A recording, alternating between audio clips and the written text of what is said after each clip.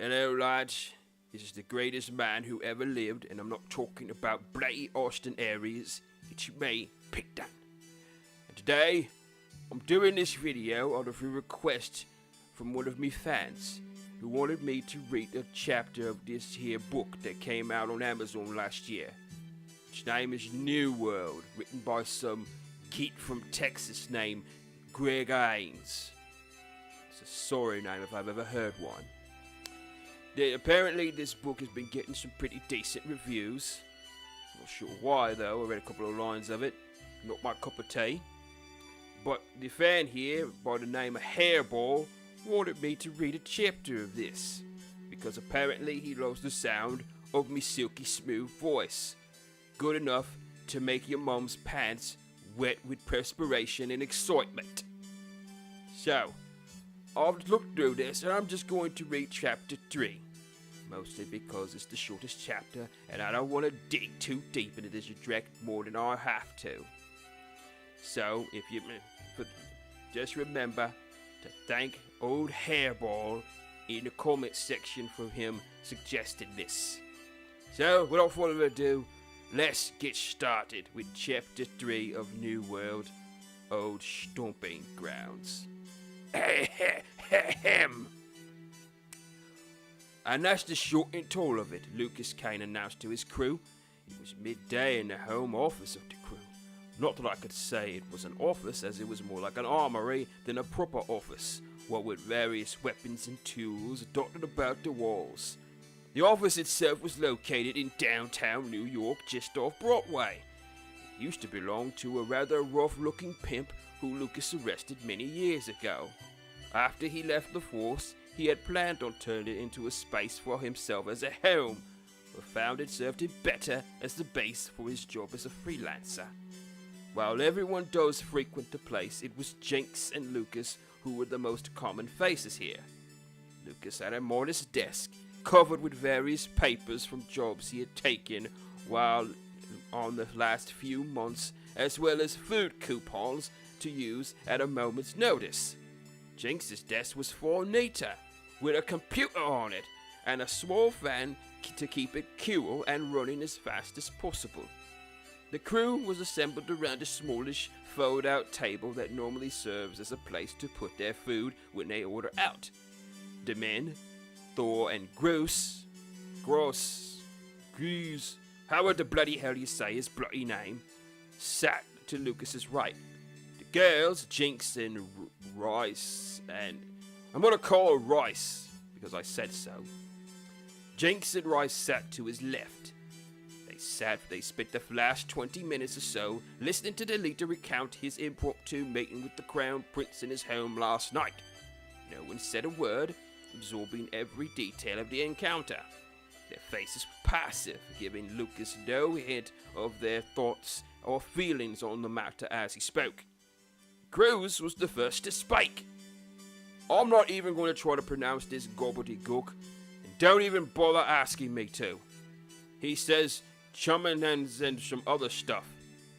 Sounds like he's from the north side of England, if that's what they mean, if you understand me. I'm with him, Luke, said Thor. This one sounds fishy. Rice chimed in. The half-man has a point. I do enjoy this bird. The half-man has a point. I do not approve of doing jobs that require such secrecy. Yeah, this one seems a bit out of our pay grade, added the small fay. We've taken jobs from nobility before, Jinxie, said Lucas. Yeah, but not from the royal family. I mean, he's one step below the emperor himself. I'm not sure about this. He looked into her eyes. They were now a deep yellow, signifying her internal fear and uncertainty. I see what you're saying, but what about the money? That was the one point they could all agree upon. The money was good. Almost too good to pass up. More Sasquatch gobbledygook. Money is not everything, Bruce. Even more Sasquatch gobbledygook. Lucas raised his hand. I think we get the point, Bruce. Now, I'm not forcing you guys to help me out on this one. If you feel this is a bit out of your wheelhouse, I wouldn't blame you for not wanting in. The uncertainty hung in the air like a vulture waiting for an unfortunate zebra to pass away on the plains of Africa. He could see them each weighing the risks of the massive rewards. His crew wasn't stupid. They wouldn't jump into a job without knowing what they could stand to lose. Thor let out a sigh. Well, if it's the money wasn't so good, you be having me around. You not be having me around. I'm in. More Sasquatch gobbledygook, laughed the Sasquatch, slapping his diminutive friend on his back. Thanks, boys, Lucas praised. Ladies? While this venture seems fishy, I am curious to know the truth of these events. I'm with you, Lucas, said Reese. And you're going to need someone to run logistics because, frankly, you suck at it, Luke. Guess you can count me in. Your opinion of my logistical skills is noted, Jinx, Lucas snarked. So, where do we start? Lucas ran his hands through his hair. Don't have much to go on, really. The only clues I got are the messages and the sigil. He gestured to the two items on the table. Jinx picked up the recorder and examined it. Standard Markson hollow receiver, nothing out of the ordinary. I can look through the messages, see if the prof put some secret codes up or something. Great. Now for the sigil. You might be up on there on your own, lad, said Thorgan. I don't know much about pirates myself. Bruce agreed with him by nodding his hairy head. I am unhelpful in this area as well, added the elf. Can I just say, I love this bird. She does no nonsense, and the way he describes her, I would be more than happy to give her the old head out, if you catch my drifts. Anyway, but you won't find much on the pirates from the web, said Jenks, unless you go to the underweb, and I don't have the processing power for that. It's fine, declared Lucas. I actually know a guy who knows a thing or two about pirates. If he doesn't know about this, then no one does. The human pushed off the table, picking up the sigil as she did, and walked around the table to the black door leading to the office. Next to the door were two jackets. One was his normal brown duster he almost always wore out. The other was significantly different, a much longer coat, jet black, with some gold trim and a few accessories. Medals, if you could call them that, anything woven into the fabric. It was maintained as well as one could expect a coat to be maintained, but it seemed to have not been touched in quite some time. Reese noticed that Lucas hesitantly hovered his hand over the black one before reaching the brown one. You're going to see him? She asked. Yep, he answered, slipping on the coat. He's the only man I know who can help. Besides, it's been too long, figured we can catch up. I'll head out to meet him. Shouldn't take me too long, just be ready when I get back. He gave him a slight wave as he exited. Bruce, Thorgan, and Jinx were a bit clueless as to who he was talking about. Reese, on the other hand, knew exactly where he was going. Jinx saw the knowing glance on her face. Where is he going? She asked. To see his old partner. The New York Imperial Police Department, Precinct 9. It's been over 10 years since he at last looked upon the 15-story building, as this was once the center of his life. It was a relatively old precinct, one of the oldest in the city, in fact, located in the Bronx. Old Number 9 was one of the most well-known and decorated in the city, with high standards for its officers. In fact, many who leave the academy often dream of joining this one, but most don't even get in. The drive to his office to the precinct was especially long. It only took him 25 minutes, traffic notwithstanding. He took in the sight of his old alma mater, the red-stained brick walls, the newly washed windows that gave him a clear view of the activities inside. The small bird on the house on the roof that the old chief used to keep his pet pigeons. He smiled as the wave of memories flooded his mind. He watched two black patrol cars pull up from the underground garage, passing by as they headed out on the daily runs. Always busy, he thought. Always busy. Shaking free of his memories, he walked into the building, passing a pair of officers pulling into a suspect around their angry satyr, who seemed a bit worse for wear. No one noticed him. Everyone was busy going about their businesses. He was thankful for this. Lucas didn't want to create a scene if someone should recognize him. His destination was the 5th floor, the executive floor. Like the first floor, this one was awash with activity, but no one seemed to be paying him any mind. He approached the check-in desk. It was manned by a rather young-looking lycan dressed in a dark blue uniform. "Hey there." The cop looked at him, a bored expression painted on his face. "Can I help you with something, sir?" "I'm here to see the Captain Barbosa." He gave him a dismissive look. "Do you have an appointment?" "No, not really." "Is the captain expecting you?" "Can't say that he is." "Then you can't see him. Come back when you have an appointment." Lucas couldn't help but grin at his flippancy. "Look, just call him and tell him I'm here. He'll want to see me." "I doubt he would want to see you." "Just tell him that his old partner is here." Sir, I don't care if you're his brother. You're not seeing the captain." "Well, then just I'll go see him myself." He started to make his way to the captain's office, but was halted by the tight grip of the officer, who was looking very cross. "No one sees the captain unless without proper authorization." "My authorization," he growled, not so subtly flashing his canines, as lycans would do when threatened or angered. Lucas let out a little laugh. "You're new, aren't you?" "What of it?" "Well, that explains it. Well, look, you'll do well to remember my face next time I'm here. So why don't you let me go for your own good? I don't want to have to hurt you, kid." "Is that right?" Not feeling the mood, Lucas reached down, and to his utter surprise, the officer began to forcefully pry his arm off his arm. Okay, that sentence got away from me a little bit. Let me try that again. Not feeling the mood, Lucas reached down, and to his utter surprise, the officer began to forcefully pry his hand off his arm. That's better. He was stunned. Lycans are naturally stronger than humans, but this was impossible for his mind to process. Here he was, an ordinary human yet laid eyes on before overpowering him. "Like I said, kid, I really don't want to hurt you." The tackle happened in an instant. So fast it took the other cops in the room a few seconds to process what was going on. By the time the first of the cops realized what was going on, Lucas and this young cop were rolling around the floor for a good 20 seconds. It was a flurry of fists, teeth, as the two wrestled for supremacy. Well, more like the young lycan was trying to get some shots in, while Lucas was merely trying to hold him at bay. Soon 20 pairs of hands were on the both, trying to keep them separated. The young lycan growled, very much on the verge of transforming into his more bestial form. Lucas was pinned to the ground, no worse for wear.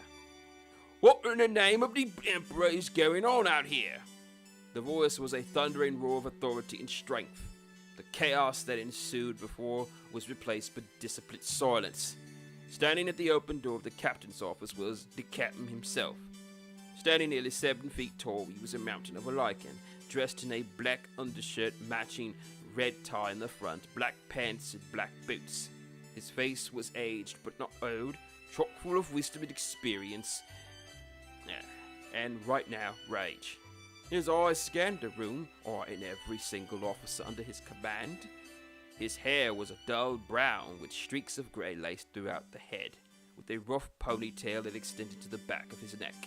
His skin was a dark woodsy brown, like that of an old oak tree. Possibly the most distinguishing characteristic was his ear. The top half of it was missing. Everyone was curious how it happened, but no one dared to ask him. He seemed to be a sore subject that he never wanted to talk about it. This was Captain Shinoke Barbosa, and I'm going to get me some bloody water, because this is hard work.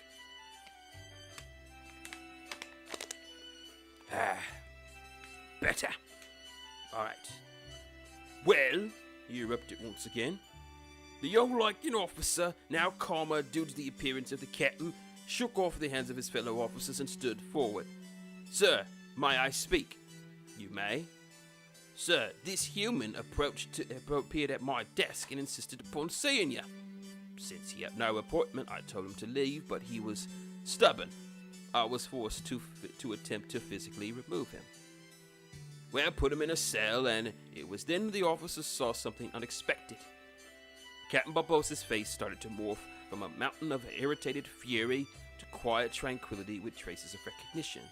It all happened as we laid eyes on the human currently dogpiled to the floor. Luke?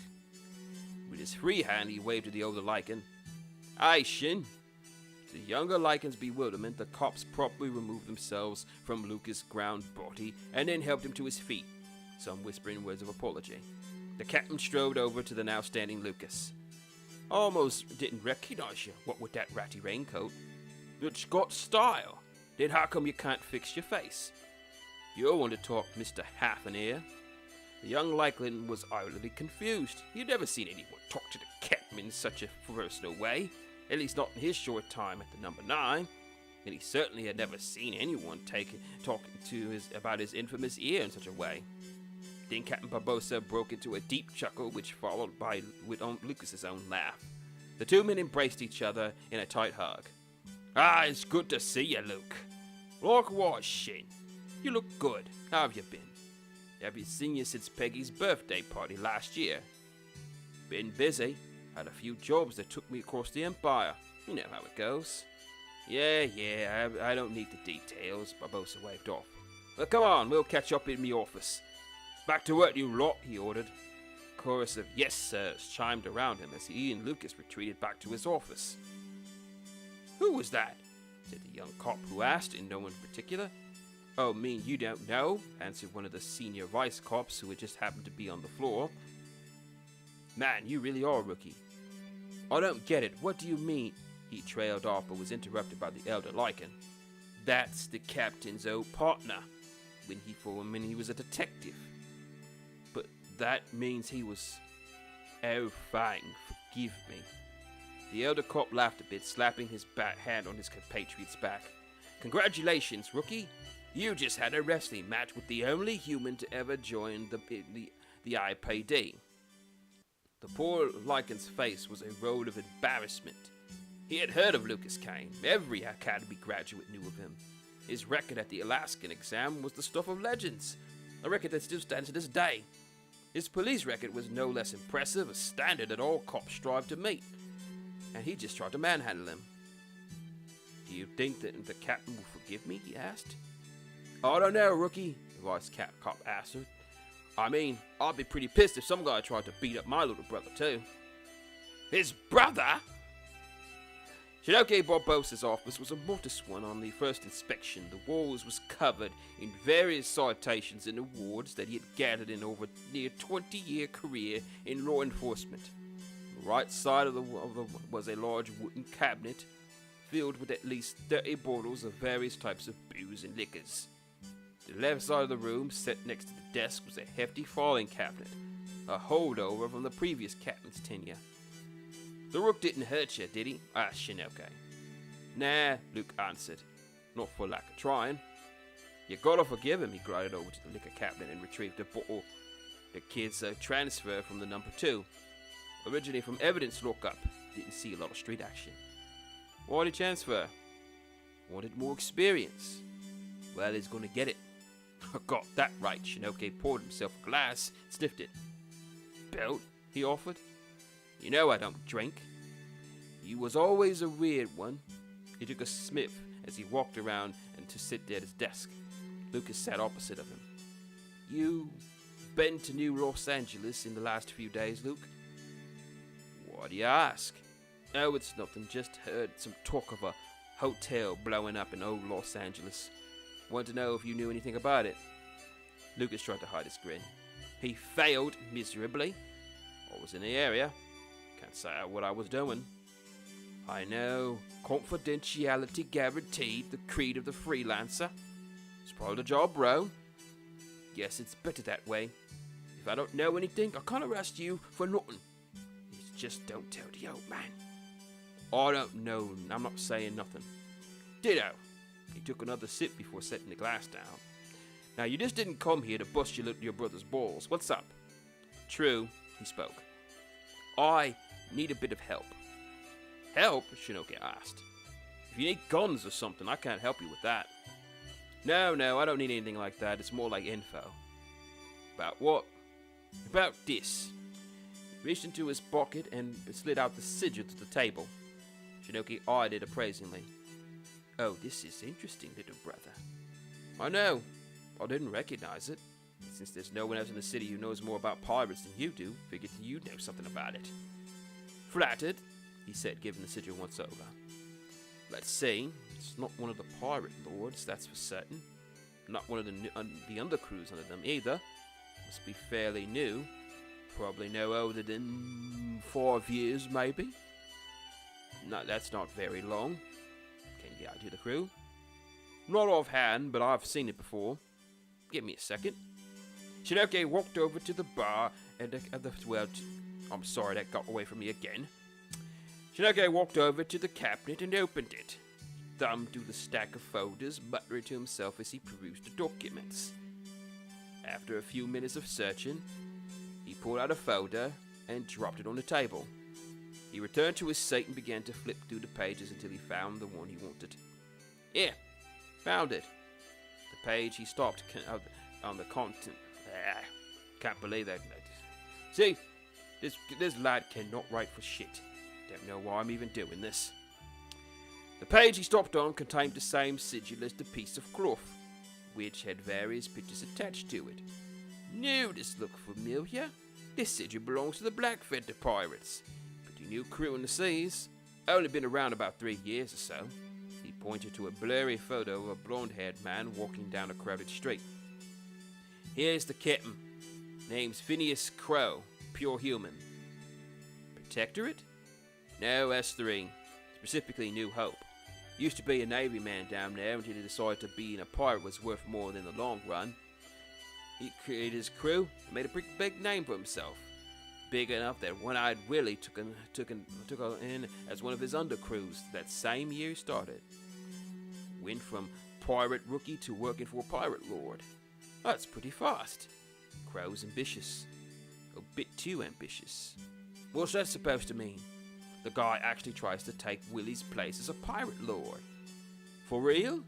The balls on this guy must be huge. For all the good it did him, his coup failed and he and his crew were kicked out of the alliance. Willie would have left it at that if he hadn't sacked one of his undercrews. Took all of the loot, burnt the ship and killed the crew. Now Crow has a rather large bounty on his head. So big in fact that he can't go anywhere near the alliance territory without one other crew is attacking him to claim it.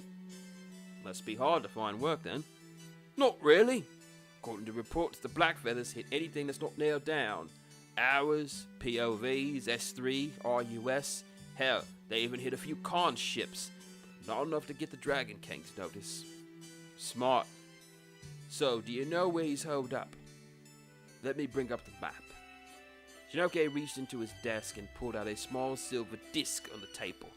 After passing his hand over the top of it, he created a flat, hollow map of the New World, with various colored parts to signify the different nations.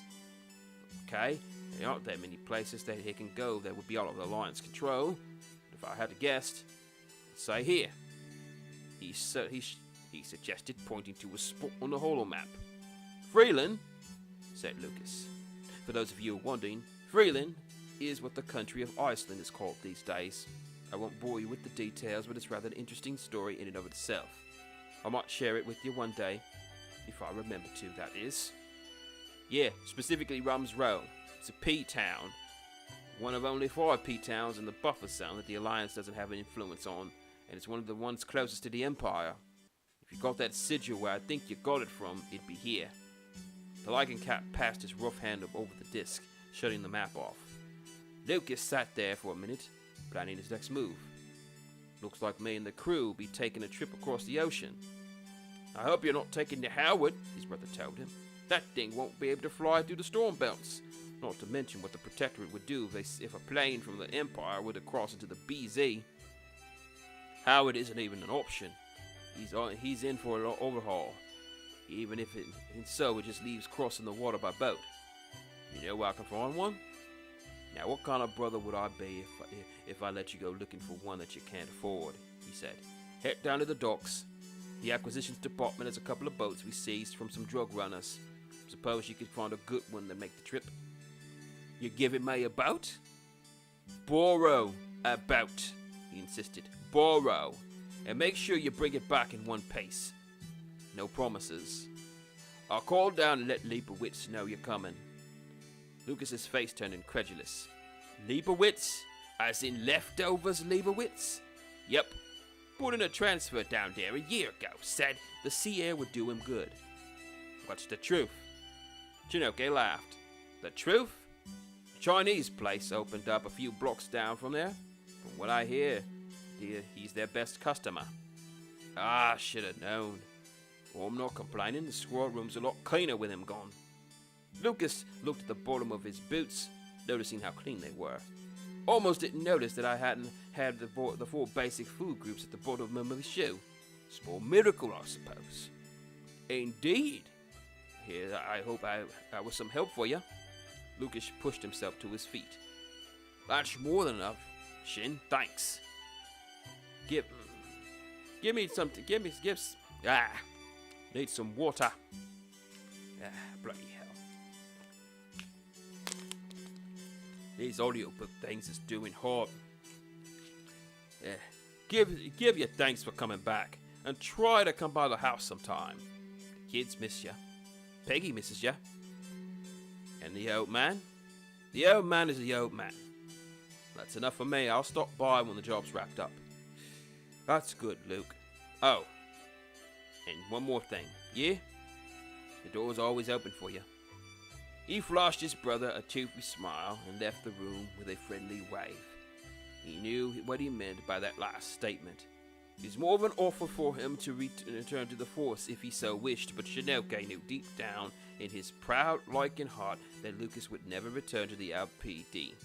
Not after what caused him to leave in the first place. But that's for another story.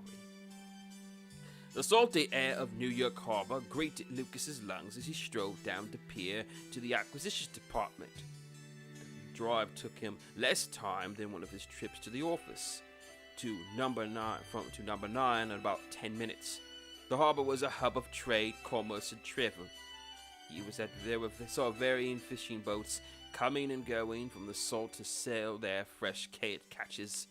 Lucas caught sight of Gigafen, the new luxury cruise liner that just pulled in from a trip down to the Clear Islands. He was sorely tempted to buy a few fresh catches for dinner, but he had a different reason to be in here. He walked through the gates that separate the seizures area from the rest of the harbor. Normally, it would have been locked up tight, but Captain Barbossa's call ahead allowed him entry. The area was akin to a warehouse on the water, with various types of captured vehicles and merchandise that the IPD had seized in their crackdowns and arrests. He was looking over a rather nice-looking motorcycle when someone called out to him. "Hey there, Luke!" Lucas inwardly shuddered. He was dreading this meeting from the moment he left number 9. He turned around, forcing a smile on his face to meet the man in charge of acquisitions. Standing behind him was Lieutenant Karl Leibowitz, also known as Leftovers Leibowitz to his co-workers. You can probably imagine the reason for such a moniker.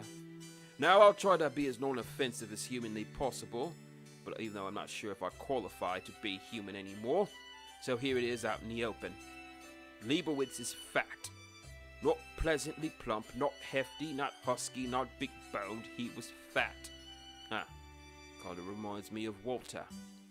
Walter, you are a fatty! Anyway, like all lichens, he was much thicker than a normal human being, but not muscular in the way you would expect. His gut tumbled out of his light blue uniform, not bothering to button it up at all. He was balding, a few strands of grey hair running along his scalp. His face was plump, a bit suntanned due to his time outdoors, and having bits of food around his cheeks. Lucas could hear the audible breathing from his lungs, trying to bring air to his corpulent form. Now, Leibowitz wasn't a bad cop by any stretch of the imagination. Quite the contrary, he was a good cop, bordering on a great one. He was excellent at filing reports, knew regulations like the back of his hand, had a near photographic memory, and could more than hold his own in a fight, which is surprising considering his physical state. It was just his eating habits that didn't win him very many friends. He often left trails of crumbs and specks and particles of food as he walked. His hands were almost always greasy, leaving stains on reports. and there were complaints of other cops of stepping in more food on the floor than there was in the cafeteria. Leibowitz knew about the nickname but didn't really seem to care. For him, he just did his job and enjoyed his meals. Now, when I got the call that Lucas Kane was bringing his ass down here for a favor by the captain, I thought to myself, that ain't possible. Lucas ain't a cop no more. But here you are, wearing an ugly-ass coat, but it's all good. Good to see you up and around again, he greeted, a large sandwich in his hand. He called it an all-end sandwich, his own invention. He essentially had a sandwich made up of the leftover bits of other meals he had over the days. He would eat on it for an entire day, foregoing regular meals for his creation. He waddled over to the ex-cop, leaving a small trail of meats, lettuce, and sauce behind him. Lucas was a bit hesitant to shake his hand, but did so out of respect for him. Good to see you, Carl. Seems like the sun's doing you good. Town for the ladies, he said, leading him to the gate of the pier. Acquisitions ain't so bad. Not as much paperwork. Not that I'm always complaining, but you see some crazy shit. Like that last week, we had some smugglers from the north trying to run some quartz down out of Roost. They came through the city and snatched them up in a speed trap. Well, they bring the van over and we open it up, and lo and behold, these bastards had a friggin' liger in the back. A liger? Are you serious? Dead serious. Took 5 guys to dog the thing to the ground. I would have put the thing down and had a cookout. Liger meat's pretty damn tasty. But Katie in Pursuit wanted to let it go. Big animal lover, that one. We sent it down to the farm in New Texas. Damn shame, too. Don't get too much liger meat up here. I feel your pain, Carl, Lucas deadpanned. But about my favor. Oh, yeah. You need a boat. Yeah, the captain told me all about it. Guess you'll be needing it for a job, right? Never could understand how you could do those jobs, Luke. Seems real shady to me. You'll get used to it. If you say so, now follow me. He led Lucas to a large brown warehouse in the waterline. Pulling out a rather bulky ring of keys, he unlocked the gate and led him to the freelancer inside. The interior lay several boats and other watercraft of varying states of maintenance. Some were near in perfect condition, while others were less than seaworthy. Nice collection you got here, commented Lucas. Ain't it though? Leibowitz took another bite of the sandwich.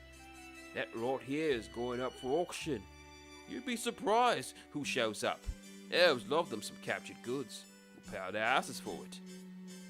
It didn't take long for Lucas to find something that caught his eye.